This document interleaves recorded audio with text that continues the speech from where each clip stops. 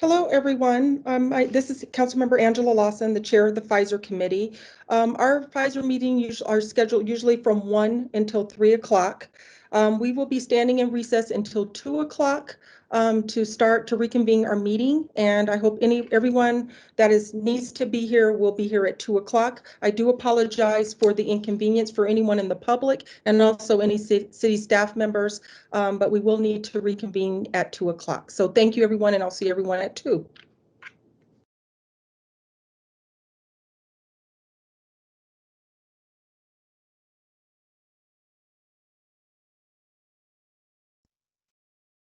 Okay, everyone, we're going to reconvene the Pfizer meeting for 3:15. I do see Councilmember Gardner here. Thank you, Councilmember Gardner, for being here.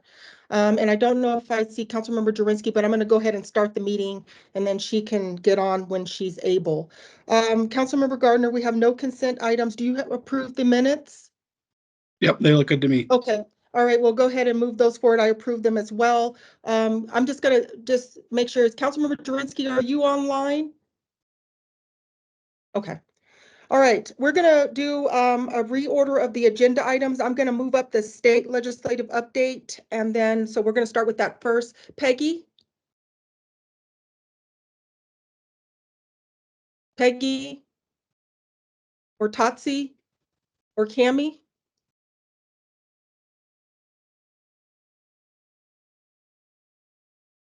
Okay. Liz, while we're waiting for Peggy or Cami or Tatsi, could we go ahead and do the legislative positions? Absolutely, Councilmember.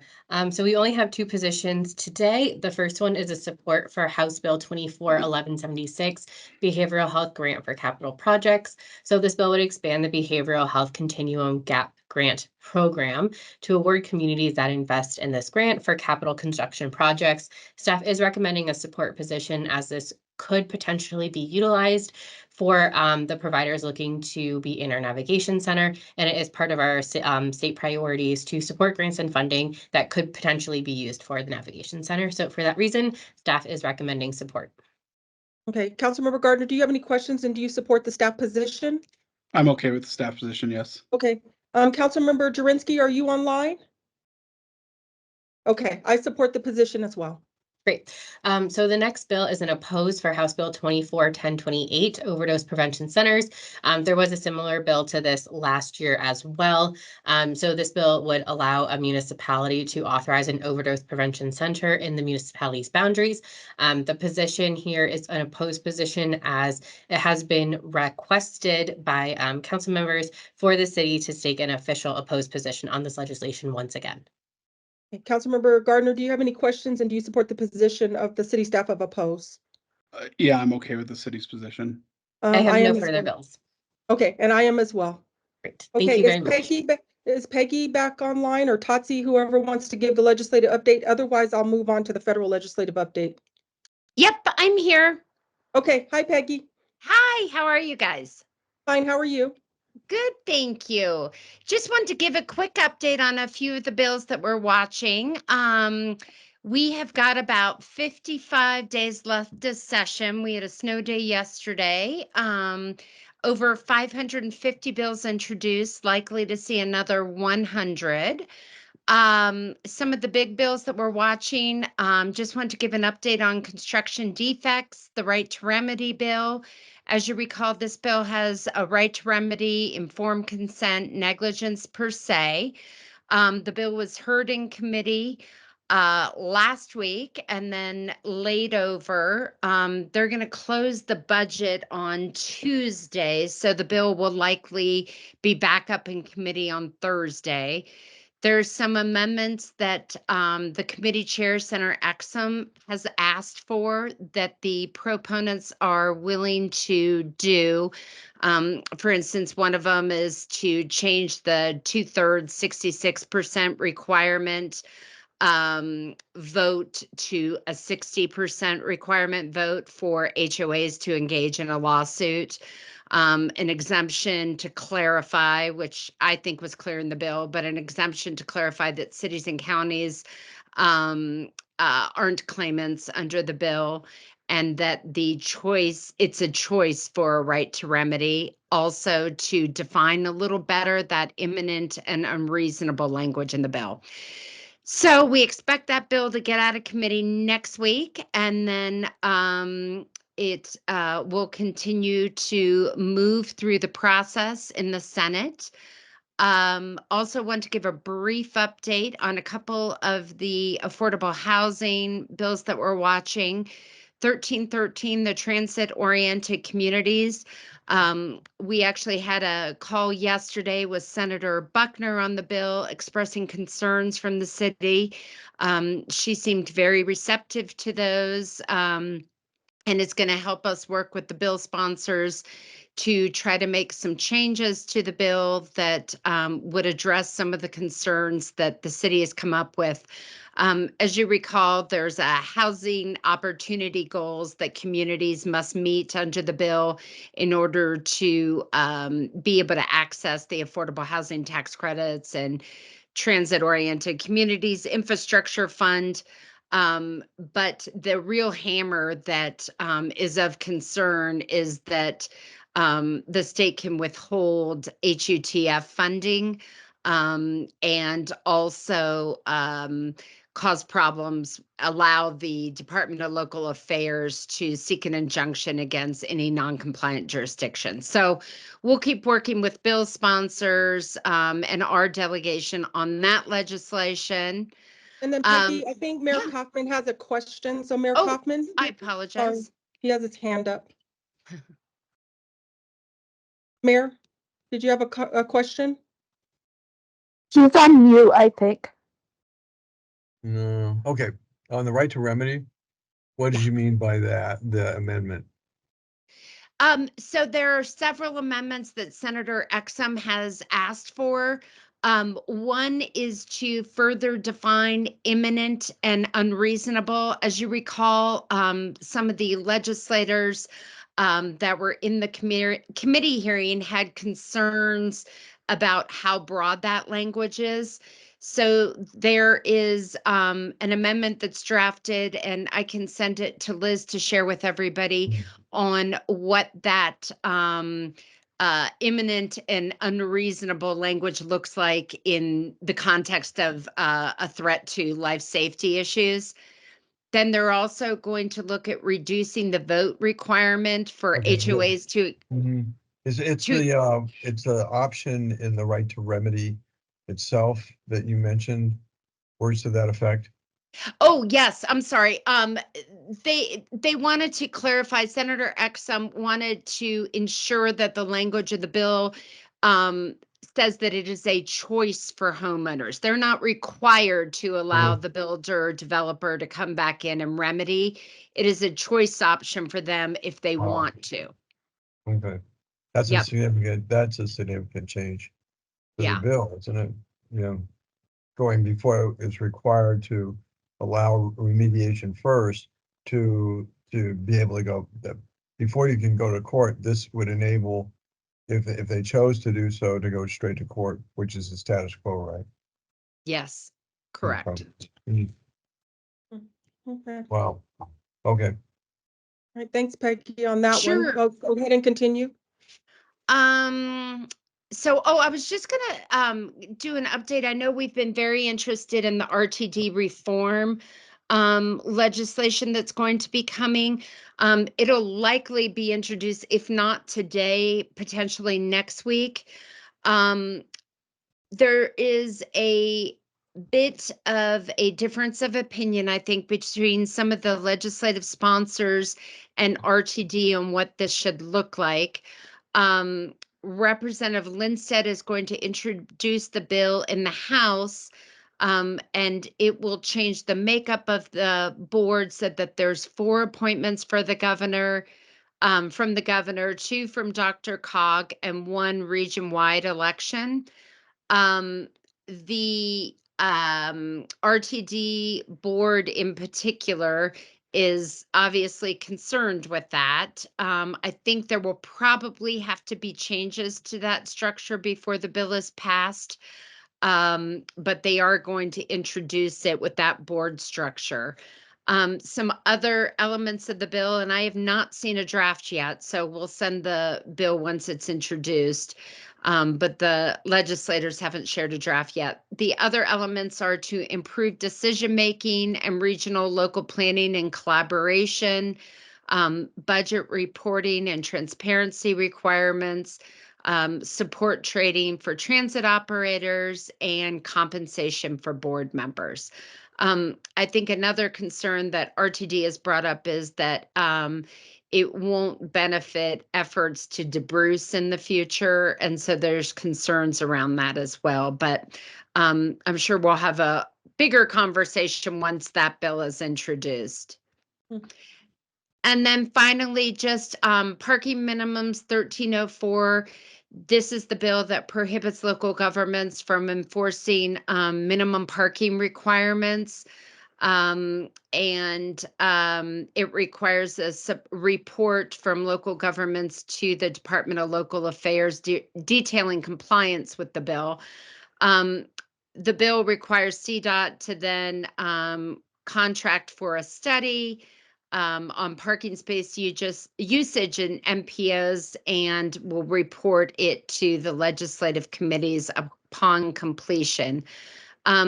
This bill is another one that there's some serious concern amongst obviously the local government community and CML, hoping to get additional amendments on the bill as it moves through. It's passed out of the first committee, transportation, but is in appropriations and hasn't been calendared yet. So we're hoping to see some additional changes on that bill as well. And then Peggy, did Chief Otten go down and testify on this bill, or is he going to? Or I thought. If you don't mind, so the parking minimums bill, we had Scott, our parking manager, testified on that bill, and then Chief Otten will testify on the reduction of the stairway. Okay, my apologies. I got them mixed up. So, okay, got it. Yes, Merrick. Thanks.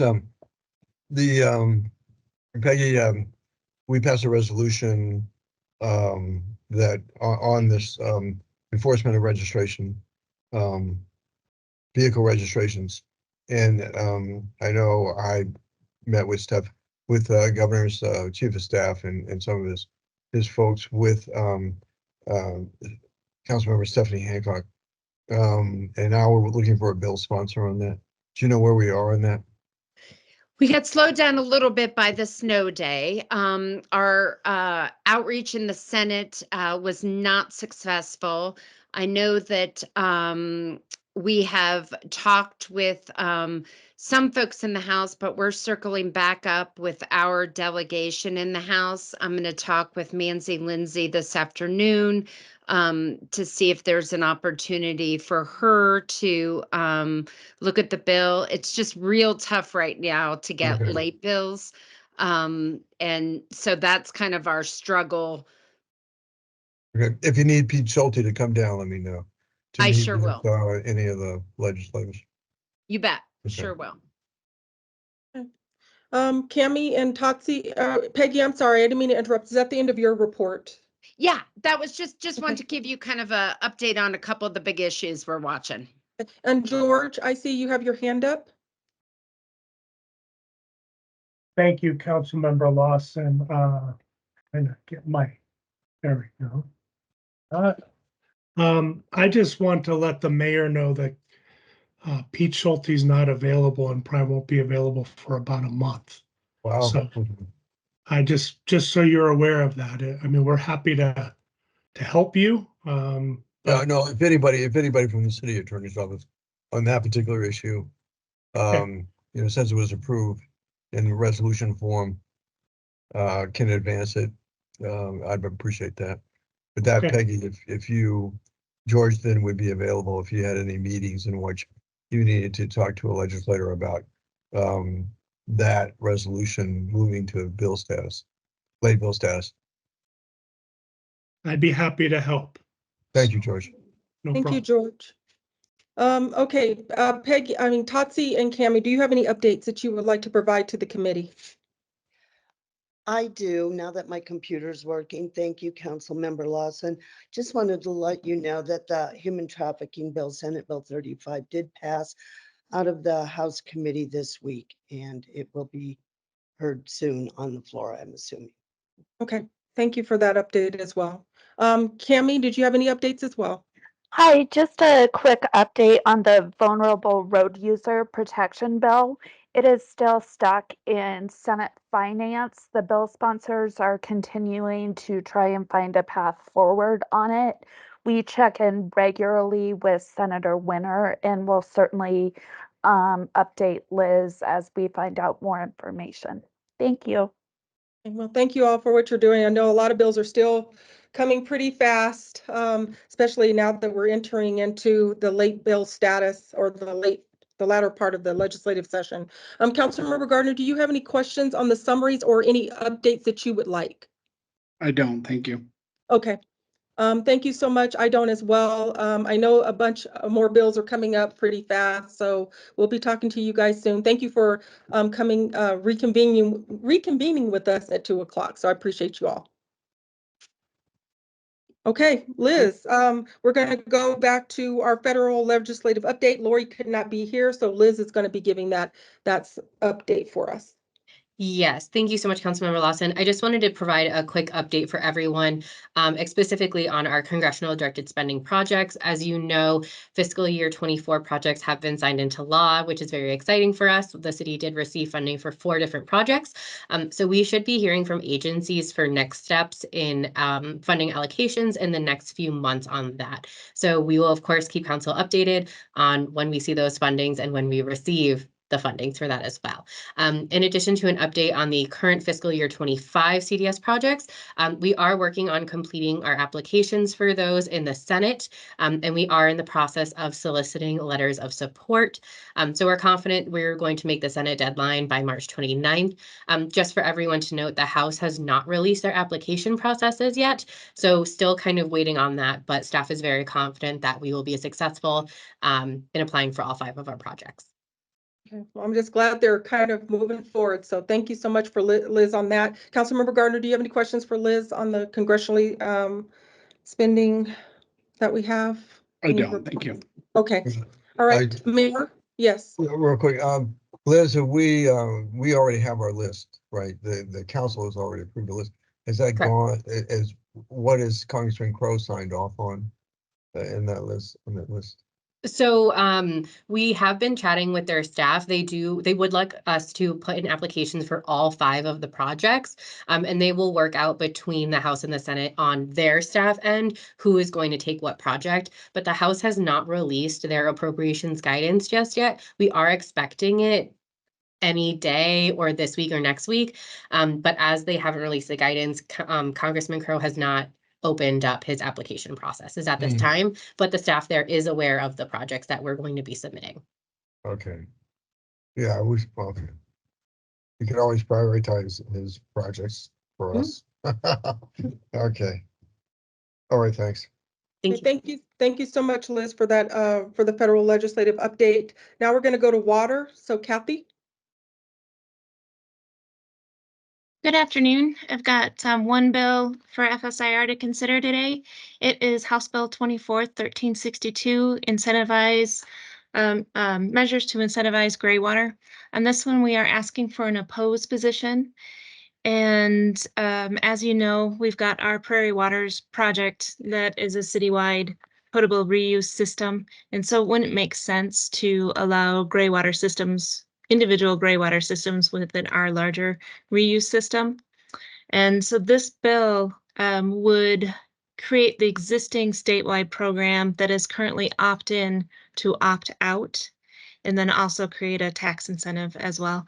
The opt-in versus opt-out goes back to House Bill 13-1044, where that initial legislation allowing gray water within the state of Colorado, it was very purposeful that it was creating an opt-in program. And so it wasn't creating a statewide program at the time. It was allowing local jurisdictions to have a gray water program, a local gray water program, should they choose to do so. And part of it is because of the regulatory complexity. You have the plumbing code, You have the Department of Public Health with the water quality standards.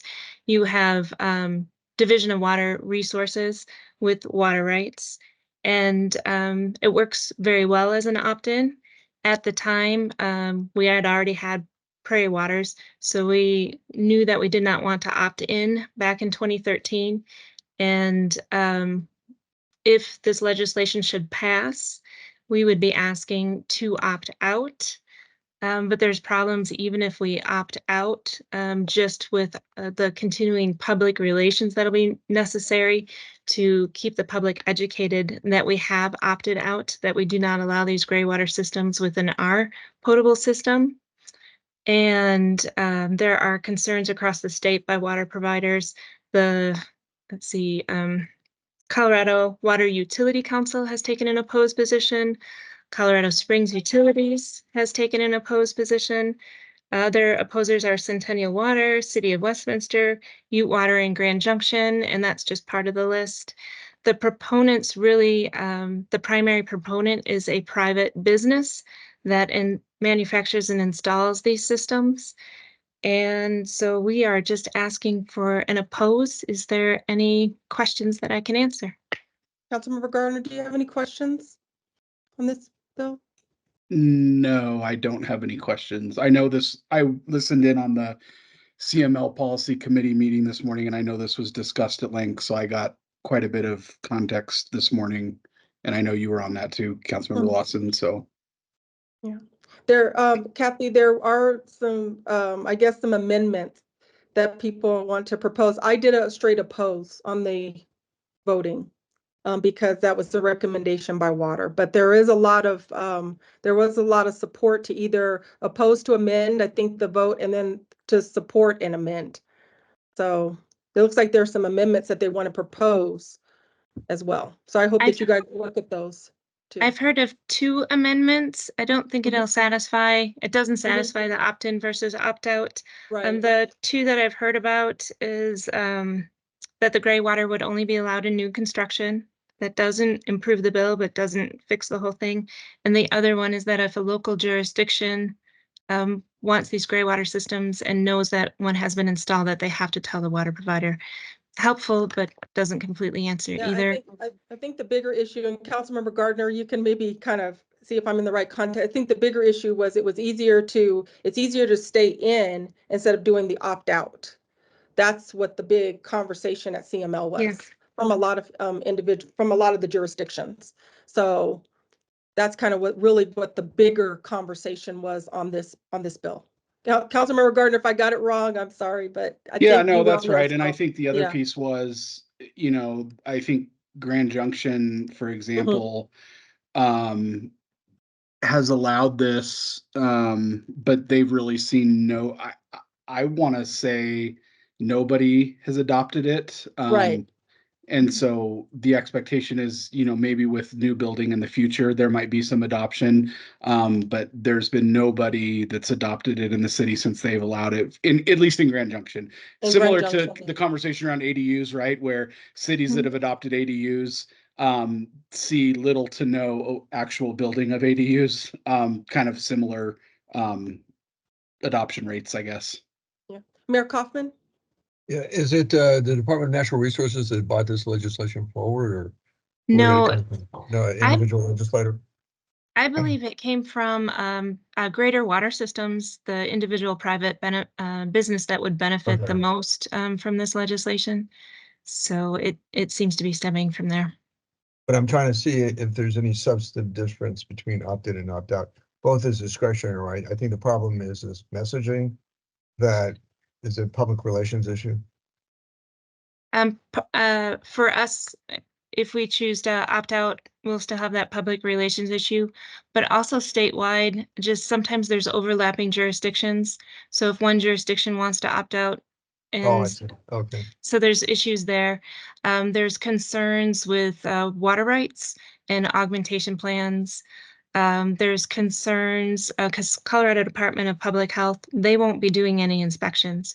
So it's great that we have these very strict standards and guidance out there, but the state does not do any of the inspections. Okay. So it would fall on the local jurisdiction to do the tracking, to do the inspections, to ensure that these are kept in maintenance. And then if you can picture a homeowner, you sell the house and they don't even know what it is that they've got. And it does take annual maintenance, and there's a risk of cross connections and some health risks there. Okay. Thank you, Kathy. And Member Gardner, so do you support the position? I'm sorry if I asked it before we were getting into the conversation. Do you support the position of opposed on this bill? Yeah, I'm fine with that. I do as well. So Thank you very Okay. much. Greg Baker. oh, is someone trying to speak? Yeah, this is Jurinsky. I just also wanted to oppose. Oh, okay. Sorry, Councilmember Jurinsky. I didn't know you were on. So thank you. Okay, it looks like I'm just going to go around. Judge Day, do you have any reports? APD, anything? Just kind of want to go and make sure we're covering everything. Judge Day. Thank you, Madam Chair. Just a quick update on the data sharing task force.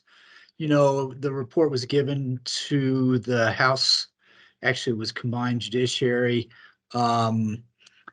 There's no new movement on what the recommendations were from the task force. And I think it's coming down to a timing issue, similar to what I think the mayor's talking about with vehicle registration. The report wasn't given to the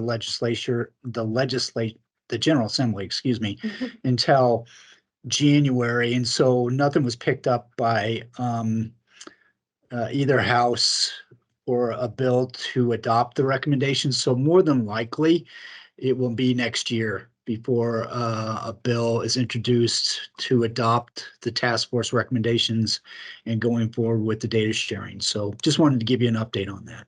And Judge Day, just a question on that. So I know that there's recommendations that came from the task force this past year, I think 2023. Right. Are they going to continue the task force on those efforts, or they're just going to try to see what comes out of the 2023 recommendations first?